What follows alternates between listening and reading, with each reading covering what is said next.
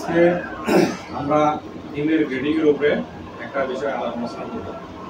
যে করার কারণ হচ্ছে আমাদের হ্যাচারি থেকে কি হচ্ছে যে আমাদের কমপ্লেইন্ট আসতেছে যে ডিমের গ্রেডিংটা ভালো হচ্ছে না, ঠিক আছে। ওখানে অনেক প্রবলেম ডিম বা সমস্যাযুক্ত ডিম যাচ্ছে, যে কমার্শিয়াল ডিম চলে যাচ্ছে, যার কারণে হ্যাচারি থেকে কমপ্লেইন আসতেছে।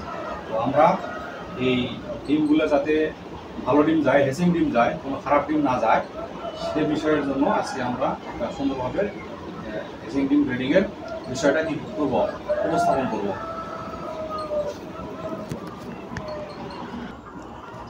আমরা ডিম শেড থেকে যখন উঠাই নিয়ে আসার পর কি করি, গ্রেডিং করি না?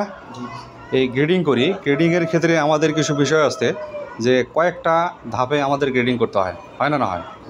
তো আমাদের যে ডিম আমরা গ্রেডিং করি, তো এক্ষেত্রে সবাই জানি হেসিং ডিম আমরা কিভাবে গ্রেডিং করি, যে দুইটা ধাপে, তাই না? একটা হচ্ছে এ গ্রেড আর একটা বি গ্রেড, ঠিক আছে।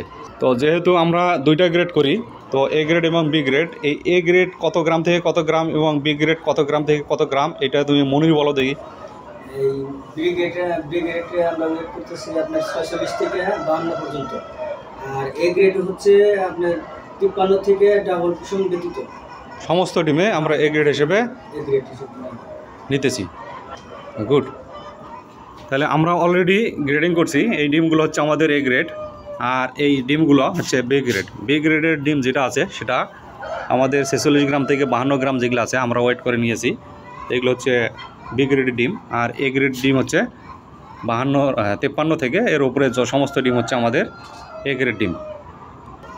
আর একটা ক্যাটাগরি আছে যেটা আমাদের এখানে দেয়া আছে, কয়েকটা ডিম পাইছি, যে ডাবল কুসুম যেটা আছে, অনেকে এটাকে বিগ সাইজ ডিমও বলে এবং ডাবল কুসুমও বলে।